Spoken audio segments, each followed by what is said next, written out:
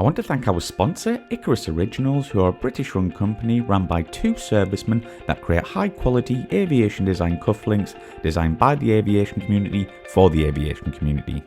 All of their products are individually cast and handcrafted in the UK using only aircraft material recovered from certifiable sources. You too can own a bit of aviation history with these stunning Hawk T1 cufflinks made from a former Red Arrows aircraft. Make sure you head to their website at icarusoriginals.com to check out all their amazing products and more.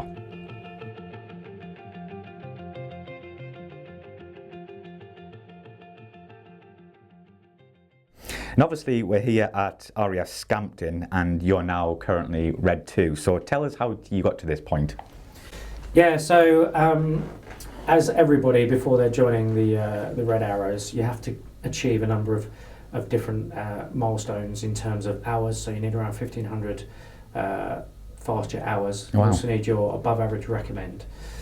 So I had to achieve those first and then put my application in. And then the application process, effectively, generally about 30 or 40 guys will apply each year. That then gets whittled down to a short list of about 9 people. Wow. And then those 9 people will go and spend a week with the team on Springhawk, which traditionally is in RAF Aircrew in Cyprus, but the last couple of years, because Aircrew has been busy, has been in Greece.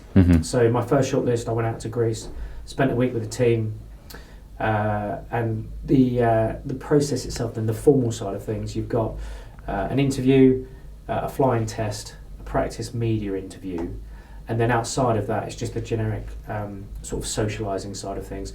How well do you get on with the team? How well do they get on with you?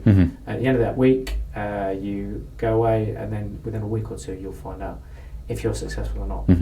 I had the pleasure of doing that twice, because first time I wasn't successful, but I'm very happy to say second time I was successful. And so that was about this time last year, actually, and then I joined the team in October of 2019.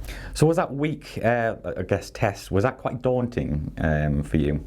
I think it can be. It's one of those things where you put pressure on yourself, because everybody wants to do well, and because it's sort of, you've got that constant, or you feel like potentially there's that constant people looking at you, there is the chance for people sometimes to clam up. And you will notice some characters, as I say, I've done 2 shortlists now, you will notice some characters changing sometimes throughout that week. So you do have to just remind yourself that you're there for a reason, and try and relax as much as you can and enjoy it, because you get to fly with the Red Arrows 3 times a day in the amazing weather in Greece. So can't be bad, can it? No, it can't be bad. Just try and enjoy it. Exactly. So was it always a boyhood dream to join the Red Arrows? Yeah, I think it was. As I say, the Red Arrows are probably one of the reasons I wanted to join the Royal Air Force in the first place, and it was always something I had in the back of my mind. Once I'd been streamed jets, I knew that was potentially an option, but because I knew you'd have to get the number of hours and then that above average recommend, it was something that I'd kind of put on the not put on the back burner, but was just thinking about. And then once I'd achieved the hours and the recommend, it was then about putting the application in and seeing how it went. So can you remember where you were when you got the call to say you're in? I can actually. It's quite nice, because I was at home. I was on a bit of leave. And the way it works, it's not just it's actually not Red 1 that calls you up, or the bot, or the OC. It's kind of old-fashioned, the RF. So they tell the station commander, and then the station commander will let you know. So at Coningsby, there was a couple of us that were applying. So I was told to ring the station commander at midday on a certain day, and I just happened to be at home. So went upstairs. As I walked upstairs, Mum's like, "Good luck." So I went and made the phone call, bit of polite chit chat with the station commander while I'm sat there at the end waiting for him to tell me. Got the good news, and then went back downstairs, and so it's quite nice. The first person I saw was my mum. Oh, that's managed nice. to tell her, she gave me a big hug. So yeah, it's quite, well, obviously a very memorable day. Absolutely. And when did you start practicing? Yeah, so going through flying training, I flew T1, so you just do a refresher on the T1 initially, and that's done a bit of ground school at Valley, and then a couple of weeks flying at RF Leaming up in Yorkshire, and then you come down, and we didn't start the formation side of things till October. And so initially, because it's sort of a building block approach in the Red Arrows, they don't just throw 9 jets up together and see how it goes. So initially it's just myself and Critch, who's Red 3 this year, and we just went up with the boss for probably about a week or two, just practicing a couple of different manoeuvres and a couple of different formation shapes, and it's only when we were steady enough in our what we call the box, which is our allotted bit of airspace, reference Red 1, that he then tagged 4 and 5 on, and then we started practicing as Enid the front 5. Yeah. What was it like getting used to the voice commands? Because that must have been a bit strange at first to, kind of get used to that. Yeah, so it is a very different way of doing formation flying. Obviously, every jet pilot will have flown formation before, but the way I describe frontline formation flying is reactionary, because you see the jet move and then you move. Now that wouldn't work with the Reds, because the way we're looking to do it is try and get that graceful welded wing movement such that everyone looks like they're moving at the same time. Hence why it's done on timing. So you're listening to Red 1's command and you're timing your input, reference his command. So in fact, timing is one of the big things to refine and to get absolutely right. And if your timing's slightly off, it tends to show up quite a lot. So timing is the brand new way of flying it. And it's actually one of the things we spend a lot of time working on. And what was it like going back to the Hawk, which is, I guess, a 70s aircraft coming from the Typhoon? Yeah, so the big difference with it, I think, is the fact that with the Hawk, aside from the fact obviously it's a smaller aircraft, less powerful, it's still a good performing jet. It's absolutely perfect for what we want to do here. And the big difference, I think, is because in Typhoon you've got that fly-by-wire system, which means there's a little bit of a dead zone in the middle, which I hadn't fully appreciated before I went back to the Hawk to do a bit of pre-flying just prior to the shortlist.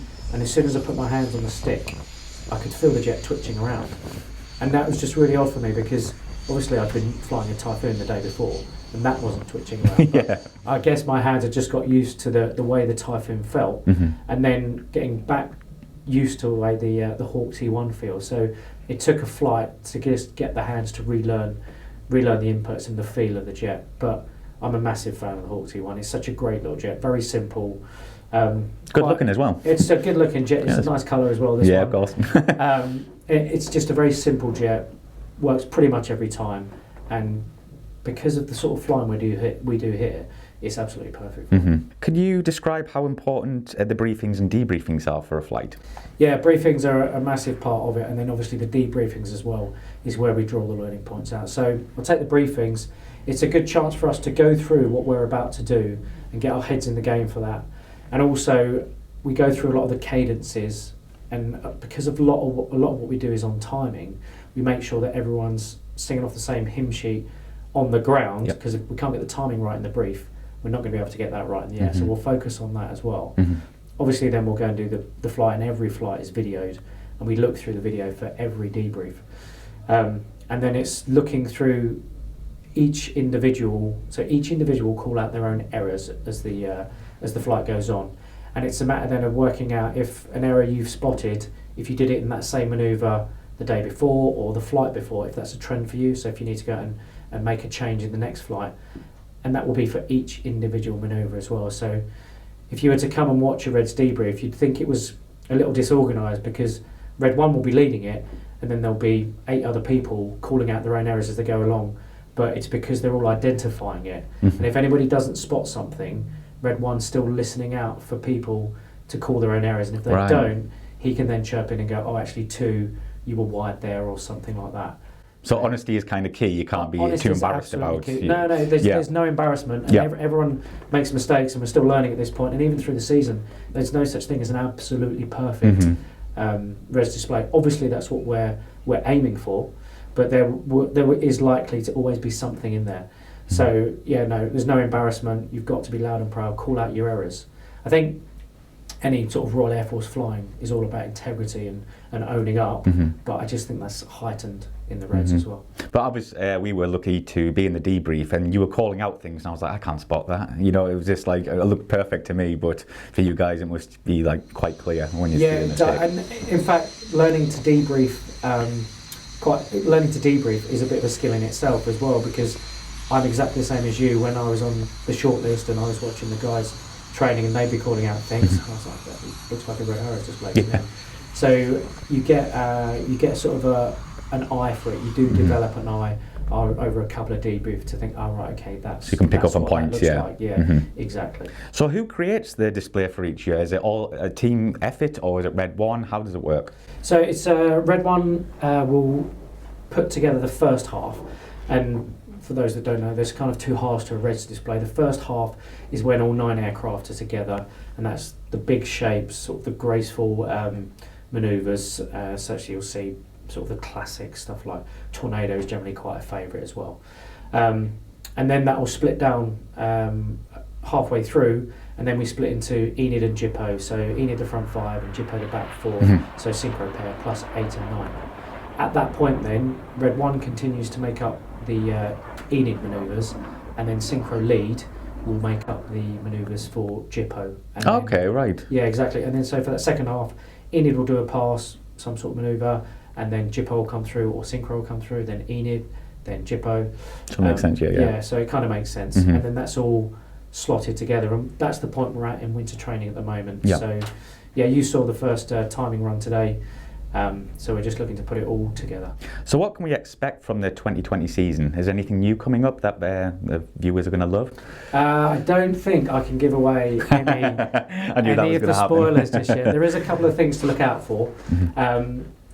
I guess I can give a bit of a teaser that there's maybe a manoeuvre or two that haven't been seen for a little while, so keen Red Arrows fans might spot that, but I can't really give any spoilers, unfortunately. Do you have a favourite manoeuvre from the past that you've always enjoyed, like Tornado you mentioned there? Actually, yeah, so like a lot of people, one of my favourites is Tornado. In terms of just pure shapes, I really like the way Phoenix looks. I'm happy that Phoenix is in this year's display as well. I think it's just a nice looking formation, but Tornado looks great every time. It does, yeah. I think the Gooses, I like that. Goose looks good as That's well. great, yeah. So where can we see the Red Arrows this season? Is there anywhere special you're going to be going to? So in terms of domestic air shows and fly past, we're looking to, obviously last year, unfortunately, although the America tour was a great success and fantastic for the guys, and they won't stop talking about it. Must be annoying for you. Yeah, a little bit annoying for me. Fantastic for the guys. Did mean unfortunately we didn't manage to get all the UK air shows, so certainly this year we're making a real effort to get to as many of the UK air shows as we can.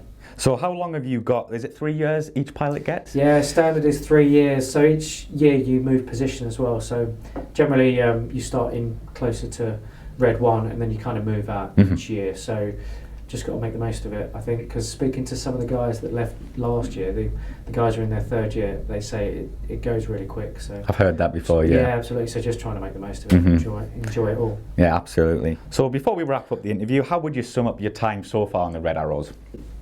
So far, it's been the most demanding, but most fun and probably most rewarding flying I've done so far in my Royal Air Force career.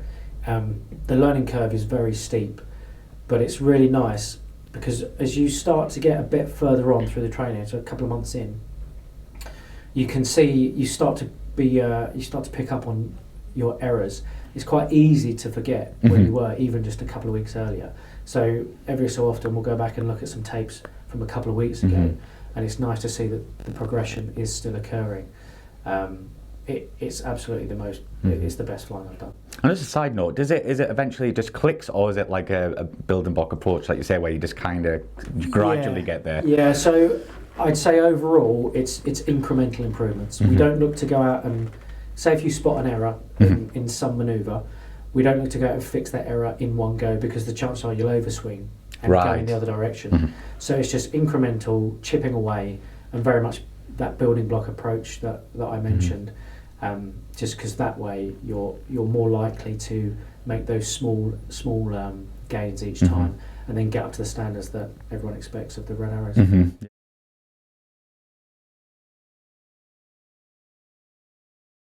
So Will, do you have any hobbies? So outside of aviation, I've got a little dog, so he takes up a bit of my time, taking walks in the evenings, at weekends. Also like sailing as well, so I'll go sailing with my old man on his boat. So yeah, just a few things outside of aviation, although that does take up a lot of my time. Yeah, I can imagine. Favourite aircraft you've flown? I would say, depends what I'm being asked to do in it. For formation, be the T1, but just pure fun and enjoyment, it's got to be the Typhoon. Just the power of it, manoeuvrability, the carefree handling as well. Fantastic aircraft. Absolutely.